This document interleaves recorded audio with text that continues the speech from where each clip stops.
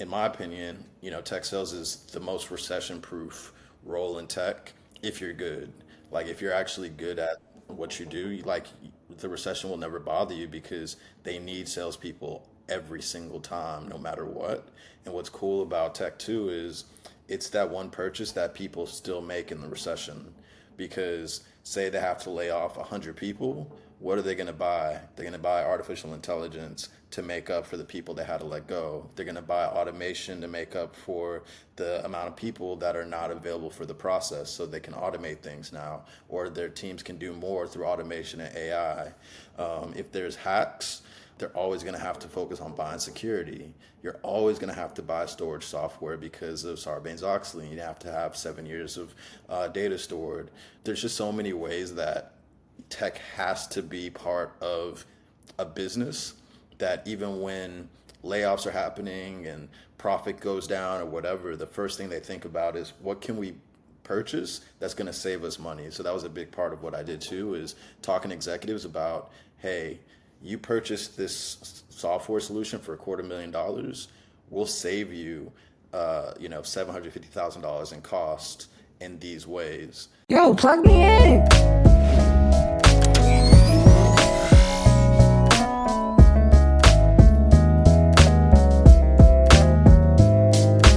Plug me in to the STEM Plug podcast. Welcome to another episode of the STEM Plug podcast. It's Rich Nevada here, and I'm back to plug in again. And today, here on the STEM Plug podcast, we plug you in with amazing entrepreneurs and innovators doing some amazing things in the science, technology, engineering, and math space. And today is no different. Today, we have my guy, Jarrett, from the Big Tech Energy podcast. And I don't want to just say podcast, because I know you're way more than just a podcast. So I'm going to say Big Tech Energy Movement, man. You're doing some amazing things. So we're happy to plug in with Jarrett. How's it going today, bro? It's going good, man. Appreciate you for having me. Nah, for sure, man, for sure. So, I really just want to kind of start off. I see all the, amazing events that you can kind of part of, and just your movement and your initiative. But, how did you get interested into tech? Like, where did that kind of come about? Like, was that something that you were always interested in, like, growing up? Like, I know for me, like, I didn't get interested into to science until I was, like, my senior year in high school, and then I kind of, like, just kind of went on from that. But it'd be some people that, I was interested since I was, like, 6, 7 years old. Like, what's your story, bro? Like, how'd that even come about? Yeah, so I didn't really have any interest or exposure to tech at all until senior year of college. And my main thing was one, sales, two, finance. And so I ran into IBM at a career expo my senior year of college. And I was really looking for a sales opportunity. So I was interviewing with like insurance companies like Progressive and manufacturing organizations and finance organizations. I was just like really interested in my ability to talk to executives about business problems or talk to individuals about challenges, and then utilizing whatever solutions that the company had that actually works to help them get to their next level. So IBM was like, hey, have you looked into software sales? This is a very lucrative space, but you can also take your finance and business background and apply it to the sales process. And then obviously you need to learn and understand how the technology works so that when you're explaining the impact it'll have on their process, et cetera, that, you can be a credible source. So IBM, if I didn't meet them at that career expo, I don't know if I'd be talking to you today about tech. I don't know if I'd have Big Tech Energy. I could be doing something completely different. So yeah, that's kind of how it came about. But long story short, once I got the job at IBM and I started to understand how important software, automation, analytics, all that good stuff is on business, I was like, all right, this is where I belong, because technology is business impact. And at the end of the day, that's why like my podcast and how I speak about it, I think resonates with people, is because I'm not just talking about coding. I'm talking about the application of technology for businesses. And, if you can impact a company's bottom line by millions of dollars, then you can sell millions of dollars of product, and then, everybody can make a ton of money. So that's the way I look at technology, is how can we impact business? So I'm more of a business person than anything.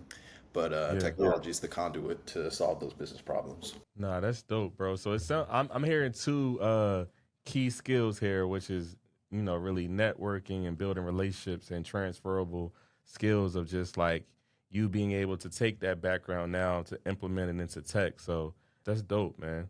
Have you always been with the in the entrepreneurship aspect? Have you like always been doing stuff around entrepreneurship and business? Kind of like how did that mindset kind of leads you into that, and then now I'm building in within tech. I know me, like I was selling candy when I was in like 8th grade, bro. Like just selling candy, doing different. I remember I was like a newspaper boy in high school with my cousin, and those skills that I had as an entrepreneur. Even though I went into science undergrad, now I'm kind of like really taking all those skills of like really my entrepreneurship ways that I might have learned, and now putting that science together, just kind of communicating overall STEM. So how did that kind of come about for you? I would say it's kind of a corny story now that you look back on it, but in high school, like honestly, I was just all about just having fun and doing my thing. So I had no like real, I guess, direction. But obviously, I knew I wanted to go to college. I got accepted to the University of Texas at Austin as a liberal arts in liberal arts school. And when I watched the show The Apprentice, the first season, New York City boardrooms, Donald Trump, you're fired. I was just like, wow, like that's kind of what I want to do. I want to be in these boardrooms, closing deals and making things happen. I was really infatuated by the city, the competitiveness of it, all that kind of stuff, and obviously the money that they can make.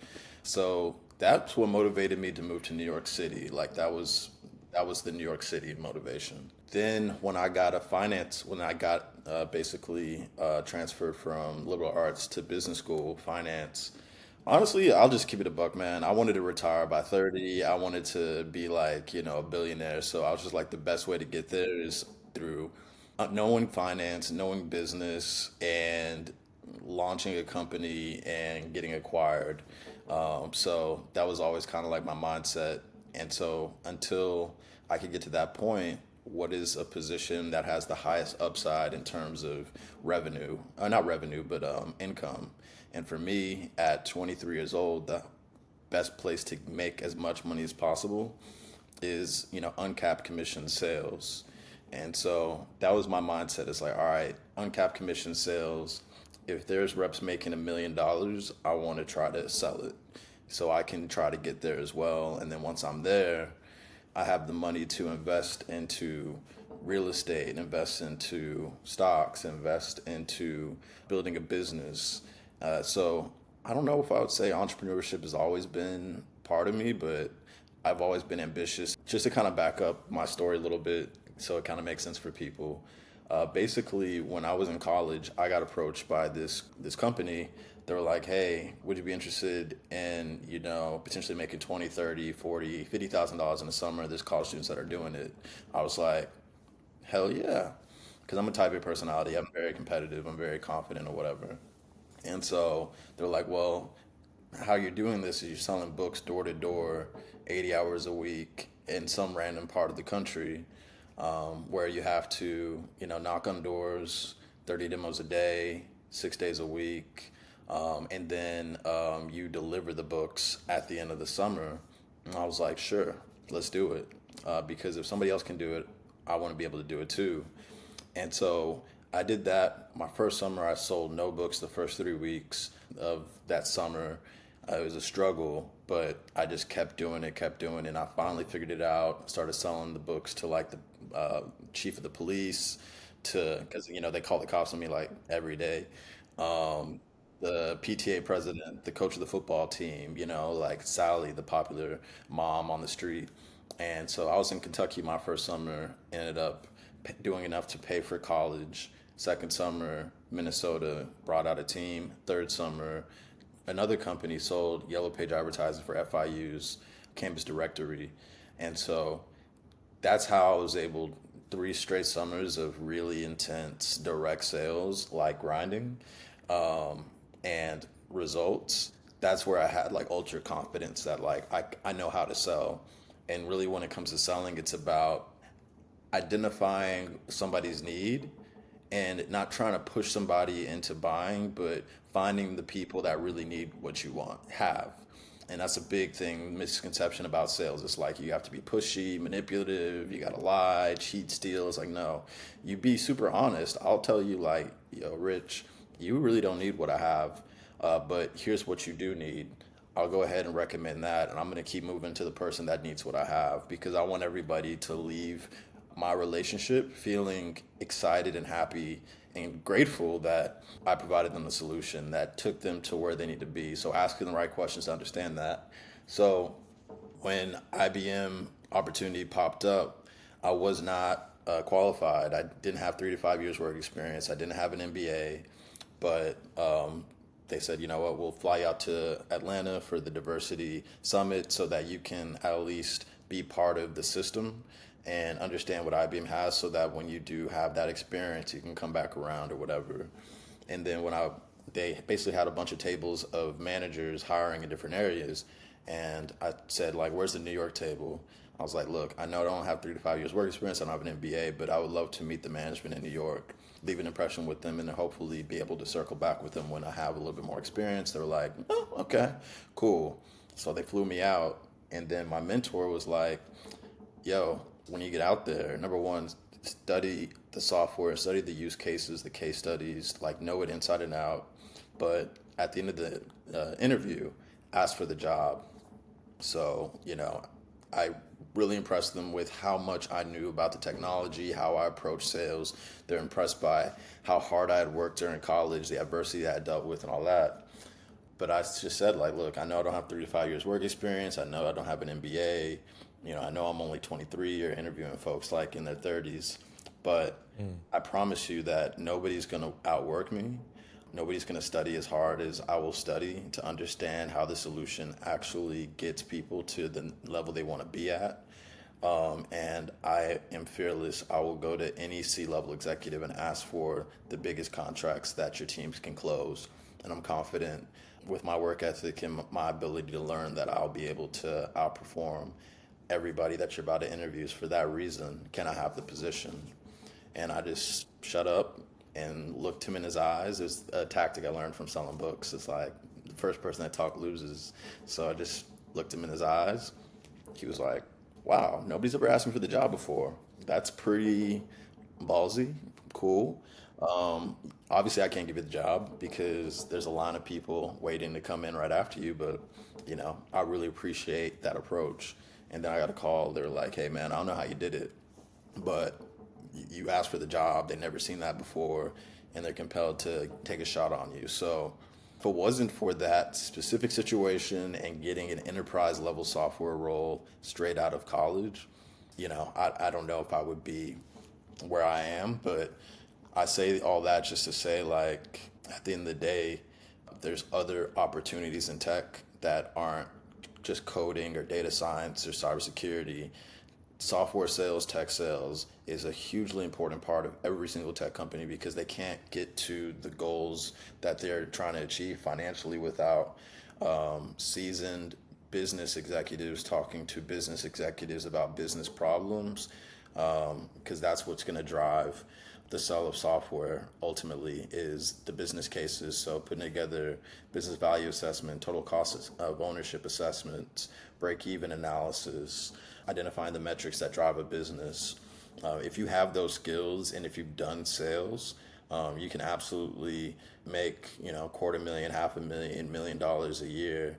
Now, $1 million a year is a lot tougher, but I would say like $250,000 a year is super attainable in this space. And in my opinion, tech sales is the most recession-proof role in tech if you're good. Like if you're actually good at what you do, like the recession will never bother you because they need salespeople every single time, no matter what. And what's cool about tech too is it's that one purchase that people still make in the recession, because say they have to lay off 100 people, what are they going to buy? They're going to buy artificial intelligence to make up for the people they had to let go. They're going to buy automation to make up for the amount of people that are not available for the process, so they can automate things now, or their teams can do more through automation and AI. If there's hacks, they're always going to have to focus on buying security. You're always going to have to buy storage software because of Sarbanes-Oxley. You have to have 7 years of data stored. There's just so many ways that tech has to be part of a business, that even when layoffs are happening and profit goes down or whatever, the first thing they think about is what can we purchase that's going to save us money. So that was a big part of what I did too, is talking to executives about, hey, you purchased this software solution for $250,000, we'll save you, $750,000 in cost in these ways. So yeah, hopefully, I don't know if you've had people talk about tech in this way. Yeah. Tech sales is one of the places that I think our community especially didn't know about, but because of people like Cyrus, the Tech is the New Black, and got Kayla, Big Boss Energy, like I think our community started to figure out that, tech sales is a place that we can break in without having to be super technical and really use our business acumen, our people skills, our ability to build relationships to have a huge impact in the space. And then most importantly, like create generational wealth. So, yeah, man, I just want people to broaden the horizon. That's dope, bro. And yeah, I definitely appreciate everything you doing for the culture, and you really, like I said, I'm a lifetime learner, so I feel like I'm in class, and you teaching me right now, so that's dope. So a question I do have, right? You have a lot of experience in tech sales, right? So, and you've been in it a lot of years, right? So have you had to, I guess, switch up your strategy, I'll say, over the years of within sales now? Like how has that been? No, no, it's pretty standard. So, like for folks, I've been in tech sales since 2006. So, way before the podcasts and the influencers and social media, I've been doing this thing, which I think kind of makes me a little different than all the other folks that talk about it. But nah, the approach is the same. It's just about understanding genuinely how can you help the person across from you, and then reverse engineering what are the things that are needed to be put in place to get them there. That's it. I don't overcomplicate it. I try to keep it simple, and keeping it simple saves time and makes it clear. And as long as your intention is to help the person across from you, then you're always going to win. If you're only focused on how can I make money off of these people, how can I convince Rich to buy this, they're going to feel it, they're going to sense it, and you're not really going to be intentional about setting them up for success. So because all I care about is making sure you win, and then the revenue aspect and the deal size is just a result of just the mechanics of the deal. That's it. So I just try to keep it simple, and I really try to emphasize that because a lot of people are getting, sold about being into tech because you can make so much money and you can do this and that, and it's cool. Like the money's great, but you got to be solution oriented, you got to be service oriented, you got to be impact oriented to have a long career.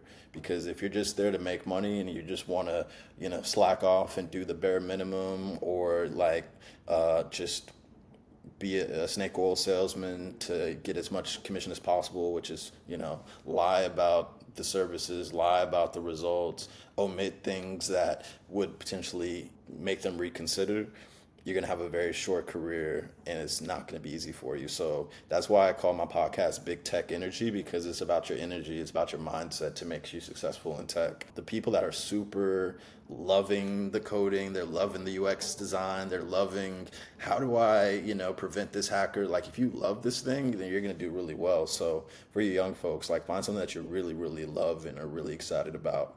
And if it's not sales, don't do it. Do whatever it is that really resonates with you. Yeah, nah, that's hard. I love the background of you sharing how, big tech energy and just the name. That's pretty dope. No, I said obviously it's a little bit of a play on words, but the energy part was what got me excited. Like, all right, cool, because I think that's the reason why I've been successful is I have a genuine energy of like win-win. Let's all bring value. So Yeah, you just brought me to another thought, but that's so important, especially within like for our culture, right? It's just bringing that energy, right? Not making it so technical. And tech is technical, but like it's relationship driven as well. So I love that. Just you kind of sharing that, right? Where do you see going into now like big tech energy, right? Where do you see your sales background?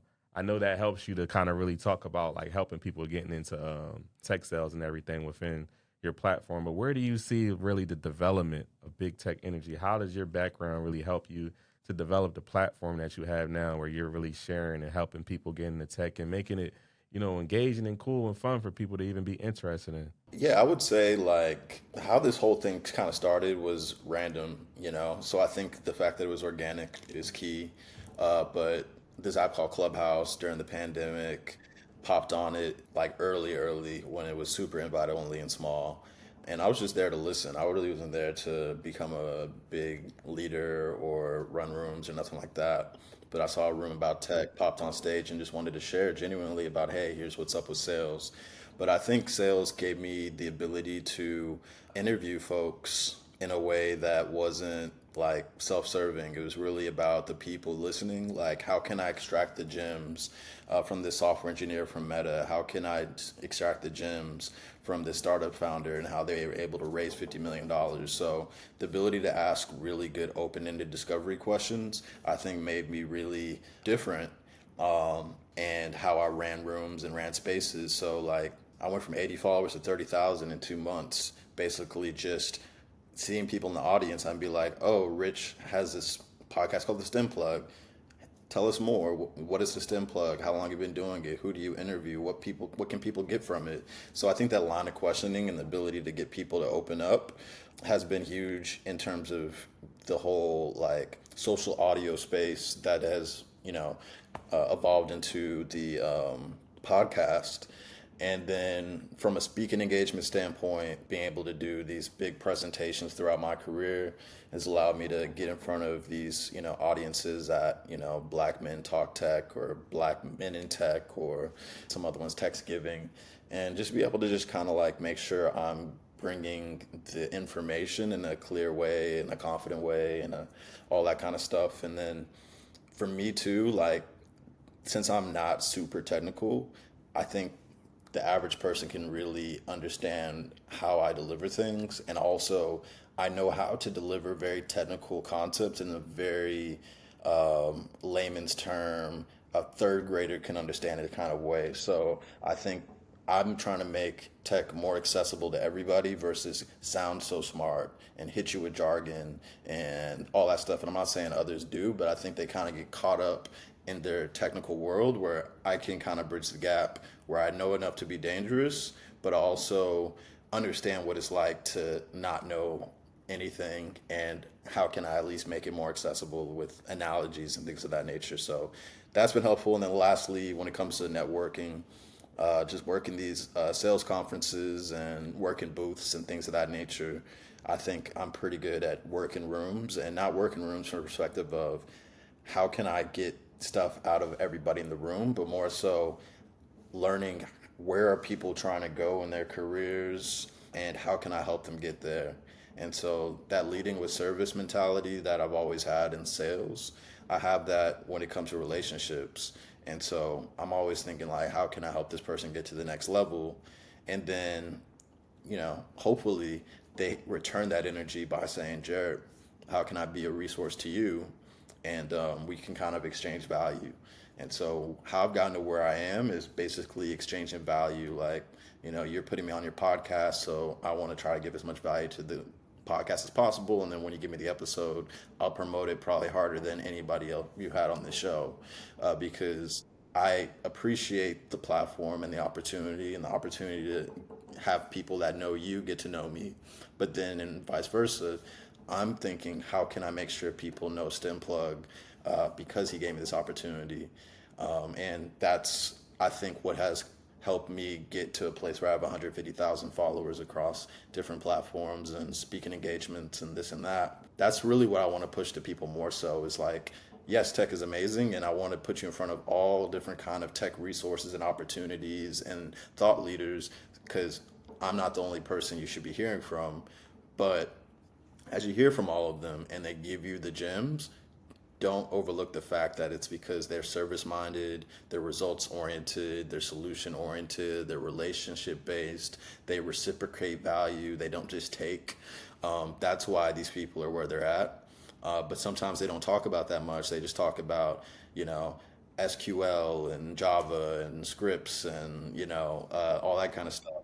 And they don't really get into that those intangibles that make them great. So that's why I just try to like obviously give you the resources and tangible things to help you get into tech, not just tech sales. I actually talk about tech sales less than I talk about everything else because I want everybody to have a well balanced thing. But ultimately, I'm just pushing the mindset of things. Man, you just dropped some gems, bro. And that's really how I live my life as well. Is just really, value exchange, right? And I always live my life, and I live my life by just the saying of just like, I'm gonna be gone from this world longer than I'm actually here. So what's the impact that I want to leave? How do I really want to, help others and make an impact, right?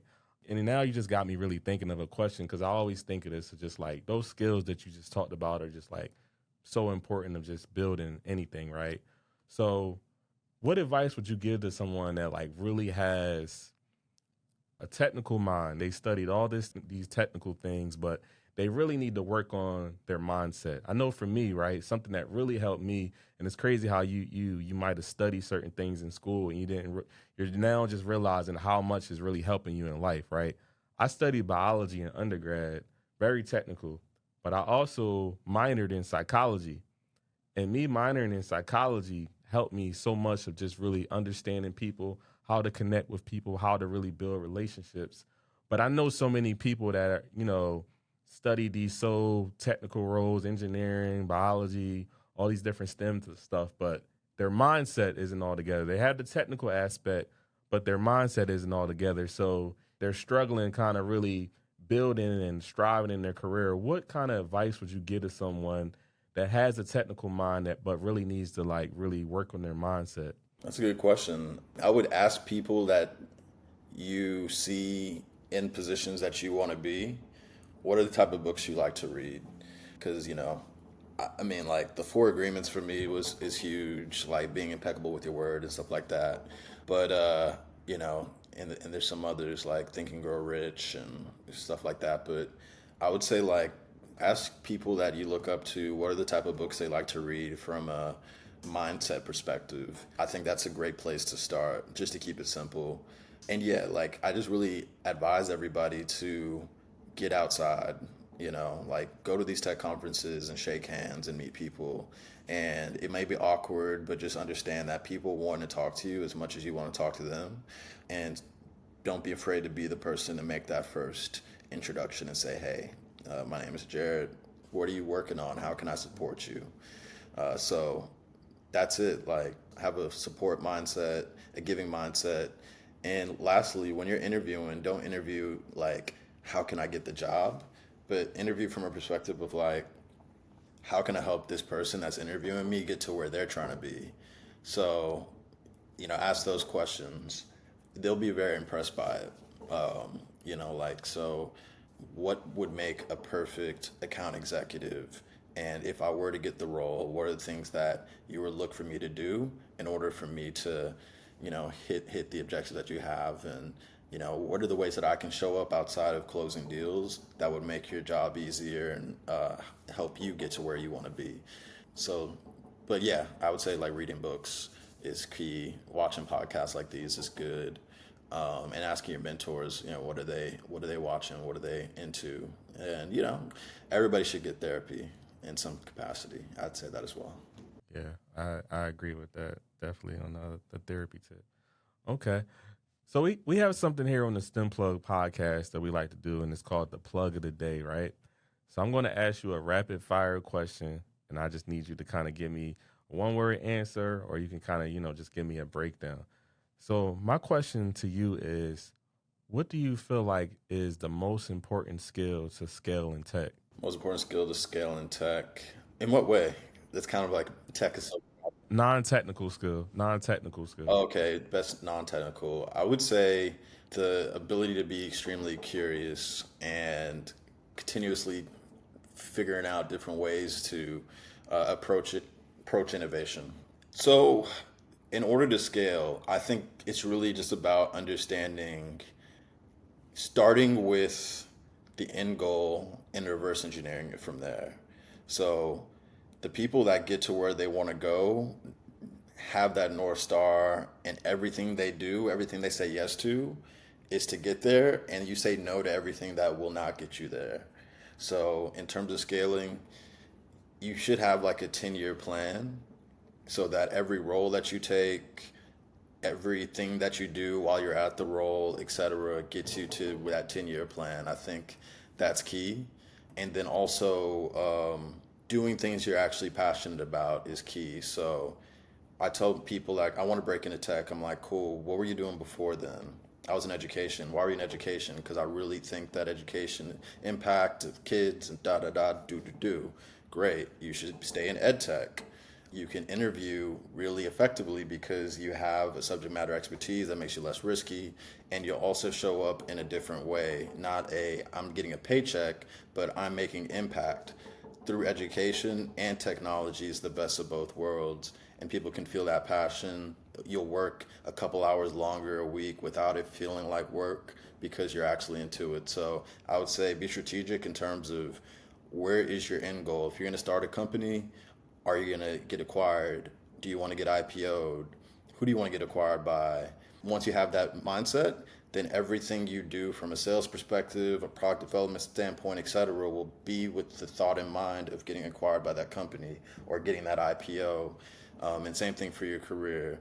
Why take this role if it's not going to help you get to that end goal?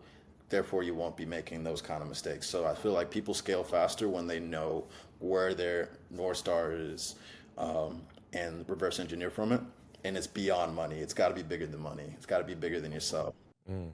You dropping bars, bro. Dropping bars. Thank you. That's cool.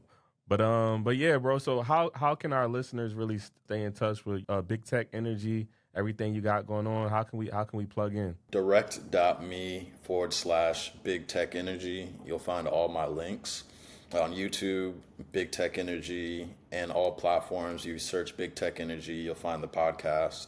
Would love for everybody to follow me on Instagram. It's Dr. J, so DOCTAJ.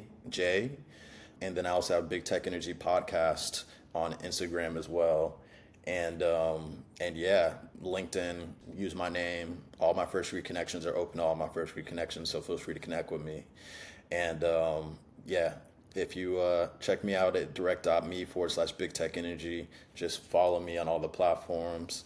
I have a community on an app called Entra called Tech Careers. So you can find that link on direct.me/Big Tech Energy. And yeah, but definitely make sure Instagram for sure, and then Twitter. You'll find my Twitter link in my direct.me/Big Tech Energy. That's dope. Well, Jarrett, we appreciate you plugging in on the STEM Plug podcast. Make sure you plug in with Big Tech Energy, everything that Jarrett has going on. He dropped some gems today, so make sure you just keep plugging in. So make sure you like and subscribe to the STEM Plug podcast and keep plugging in.